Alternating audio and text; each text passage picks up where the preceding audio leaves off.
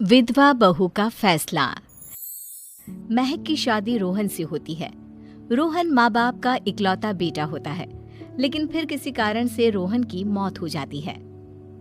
बेटा महक, तेरे आगे इतनी बड़ी जिंदगी है, फिर बच्चों की भी जिम्मेदारी। तू कोई काम कर ले। मैं तो कहती हूँ रोहन के ऑफिस में ही बात कर ले, शायद तेरे लिए कोई काम निकल आए। हाँ माँ जी, मैं भी यही सोच रही थी, लेकिन कैसे बात करूं, किससे बात करूं, कुछ समझ में नहीं आ रहा। अब वो क्या नाम था रोहन का जो दोस्त हुआ करता था, पहले तो बड़ा आता था हमारे घर। राकेश की बात कर रहे हैं? पर वो तो रोहन के बाद से कभी आया ही नहीं, पता नहीं कहाँ है वो। आया था, एक नहीं कई बार आया था, लेकिन मैंने बाहर से ही भेज दिया। घर के अंदर झांकता रहता था, मुझे ठीक नहीं लगा। अरे आपको तो पता नहीं क्या ठीक लगता है और क्या नहीं। उसका नंबर है मेरे पास, मैं आज ही फोन करती हूँ। सास राकेश को फोन लगाती है और शाम को घर आने का न्योता दे देती है। अरे आंटी, ओहो भाग्य हमारे कि आपने घर बुलाया। मैं तो कई बार आया, लास्ट टाइम तो अंकल से मुलाकात भी हो गई थी। हाँ, वो हम लोगों को निकलना था ना कहीं उस वक्त। अरे छोड़ो ना बेटा, बोलो क्या लोगे? आपकी बहू। क्या बकवास कर रहे हो राकेश? अरे मेरा मतलब ये है कि आपकी बहू कहाँ है? भाभी जी के हाथ की चाय की बस एक प्याली मिल जाती तो। महक चाय लेकर आती है, लेकिन वो जैसे ही राकेश की ओर देखती है, उसे राकेश पसंद नहीं आता। वो अंदर जाने को होती है कि अरे भाभी जी कहाँ जा रही हैं? बैठिए तो सबके साथ। जी नहीं, बच्चों को खाना खिला रही हूँ, आप माँ जी से बात करें ना।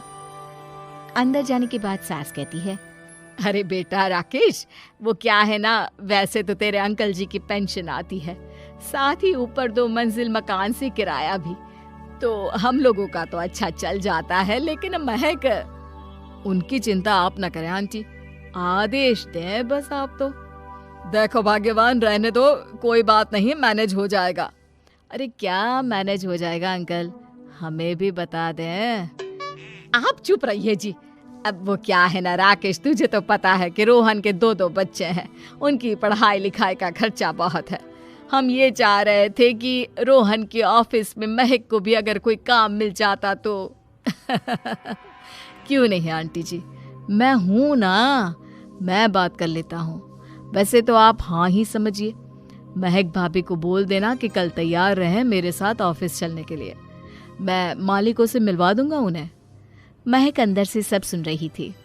अच्छा आंटी जी, तो चलता हूँ, कल आ जाऊंगा। अच्छा भाभी जी, तैयार रहिएगा कल। राकेश तो चला जाता है, लेकिन ससुर सास पर बरस पड़ते हैं। मुझे ये आदमी एक पैसे का पसंद नहीं है। तुम इसे बोल दो कि हमें कहीं नहीं करवानी बहू से कोई नौकरी। अरे क्यों नहीं करवानी? सारा पैसा मैं इसके बच्चे और इसी पर उड़ा दूंगी, तो मेरी बेटी को क्या दूंगी? जरूरत क्या है तुम्हारी बेटी को तुम्हारे पैसे की? अरे वो तो पहले ही बड़े पैसे वाले घर की बहू है। अपनी बहू की सोचो जो अब तुम्हारी बेटी जैसी है। बच्चे रोहन की आखिरी निशानी है। अरे अपना भाषण अपने पास रखो, सारा दिन घर पर बैठी रोटियां तोड़ेगी, तो काम करे ना कुछ बाहर जाकर। बहू सब सुन रही होती है। वो अगली सुबह बिना मन के तैयार तो हो जाती है, लेकिन जैसे ही राकेश आता है, क्या बात है भाभी जी, रेडी हैं? तो फिर चले डेट पर, मतलब इंटरव्यू पर। महक सामने आती है कि सामने ससुर जी खड़े होते हैं। हाँ महक बेटा, आओ चलते हैं, मैं भी चल रहा हूँ। ससुर को तैयार देखकर राकेश का चेहरा बन जाता है। अंकल जी, आप परेशान हो जाएंगे। अरे रहने दीजिए ना, धूप भी बहुत है। वैसे भी स्कूटर में तो 2 लोग ही बैठ सकते हैं ना। तो तुम चलो, मैं बहू के साथ अपनी कार से आ जाता हूँ। महक ससुर जी को देखकर खुश हो जाती है, उसे शांति हो जाती है। वो लोग रोहन के ऑफिस जाते हैं, जहाँ बॉस कहते हैं, नमस्ते अंकल। नमस्ते महक, कैसे हैं आप लोग? रोहन का सुनकर बहुत दुख हुआ अंकल, वैसे कैसे आना हुआ? बेटा, क्या हमारी बहू के लिए तुम्हारी ऑफिस में कोई काम मिल सकता है? हमने राकेश से इसी सिलसिले में तुमसे बात करने को कहा था। उसी के कहने पर हम दोनों तुमसे मिलने आए हैं। राकेश ने तो कोई बात नहीं की, ऊपर से उसने तो आज की छुट्टी ले रखी है, ऑफिस भी नहीं आया। बोल रहा था जरूरी काम से जाना है। महक और ससुर एक दूसरे को देखने लगते हैं। वैसे महक, क्या किया है आपने? आई मीन इंग्लिश कैसी है आपकी? महक बॉस से अपनी पढ़ाई लिखाई और क्वालिफिकेशन के बारे में सब कुछ बताती है। ग्रेट, आपके लिए काम तो है लेकिन ऑफिस में नहीं। सर, मेरे बच्चे छोटे हैं, मैं फील्ड में काम नहीं कर सकती हूँ। मतलब वो काम घर से करना है, घर से रहकर बच्चे भी देखें और घर भी देखें, लेकिन हाँ, काम जरूर से करें। वो काम डाटा एंट्री का है, तो जब भी वक्त मिले काम करें, और इसके हम आपको अच्छे पैसे भी देंगे। महक बॉस की बात सुनकर खुश हो जाती है, उन्हें थैंक्स बोलकर घर आ जाती है। किसके साथ भेज रही थी तुम महक को? अरे वो कमीना, उसने तो ऑफिस से छुट्टी ले रखी थी, बात भी नहीं की थी उसने बॉस से बहू के काम के लिए। वो तो अच्छा हुआ कि मैं साथ में चला गया। हाँ ठीक है, नौकरी मिल गई ना, इतना ही काफी है। समय बीतता है और एक दिन फिर दरवाजे पर दस्तक होती है।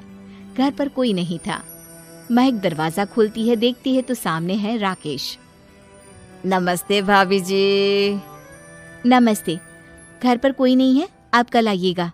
अरे कैसी बात कर रही हैं भाभी जी, हम तो आपकी मदद के लिए आए हैं। वो क्या है ना, अंकल जी का फोन आया था कि आपको किसी मदद की जरूरत है। महक को आश्चर्य होता है कि उसके ससुर ने राकेश को फोन क्यों किया। वो ससुर जी को फोन करती है लेकिन फोन नहीं लगता। नहीं, हम लोगों को किसी भी चीज की जरूरत नहीं है, आप जा सकते हैं। अच्छा, एक कप चाय तो पिला दीजिए।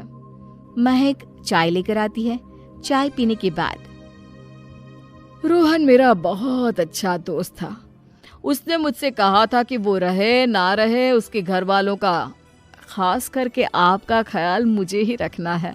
तो मैं कल फिर आऊंगा भाभी जी। नहीं, माता पिताजी है नहीं, वो 4-5 दिन बाद आएंगे। आप उन लोगों के आने के बाद ही आइएगा। मुझे ये सब ठीक नहीं लगता।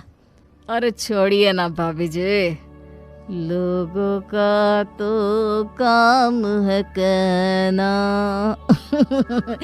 मेरा मतलब है वो तो बोलते ही रहेंगे। आता हूँ मैं कल। महक को अब गुस्सा आ जाता है। हमेशा शांत और मधुर बोलने वाली महक पहली बार जिंदगी में फैसला लेती है, और फैसला होता है राकेश को सबक सिखाने का। बड़े बेशर्म हैं आप। किसने कहा आपको कि आप आए? अरे भैया, साफ साफ बोला ना कि नहीं जरूरत है किसी की मदद की। मैं अकेले सक्षम हूँ अपना घर संभालने के लिए। आज आखिरी बार बोल रही हूँ, इस घर की तरफ आंख उठाकर भी देखा ना तो देख लेना, वरना पुलिस के हवाले कर दूंगी। निकलो यहाँ से, या धक्के मार कर निकालूं। पुलिस का नाम सुनते ही राकेश वहां से 9-2-11 हो जाता है, और महक को अपने फैसले पर गर्व होता है।